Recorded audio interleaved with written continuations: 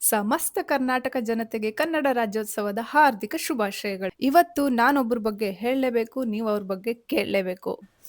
ಕನ್ನಡ ಚಿತ್ರರಂಗದ ಮೇರುನಟ, ಗಾಯಕ ಮತ್ತು ನಿರ್ಮಾಪಕ.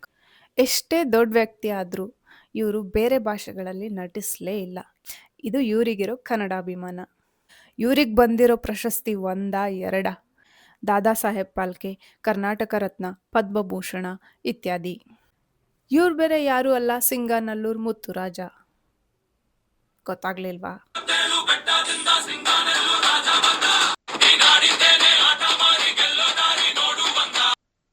ಇವಾಗ ಗೊತ್ತಾಗಿರ್ಬೇಕಲ್ಲ, ಇವ್ರು ಬೇರೆ ಯಾರು ಅಲ್ಲ, ನಮ್ಮ ಕರ್ನಾಟಕದ ಹೆಮ್ಮೆ ಡಾಕ್ಟರ್ ಪುನೀತ್ ರಾಜ್ಕುಮಾರ್ ಅವರ ತಂದೆ ಡಾಕ್ಟರ್ ರಾಜ್ಕುಮಾರ್.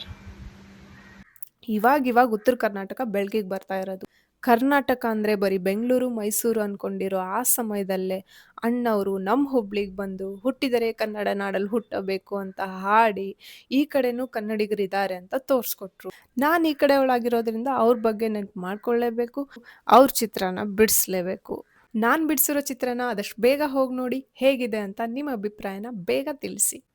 ಎಲ್ಲೇ ಇರು, ಹೇಗೆ ಇರು, ಎಂದೆಂದಿಗೂ ನೀನು ಕನ್ನಡವಾಗಿರು ಅಂತ ಹೇಳ್ತಾ, ನಮ್ಮ ನಾಡು, ನಮ್ಮ ನುಡಿ, ನಮ್ಮ ಗರ್ವ. ಜೈ ಕರ್ನಾಟಕ.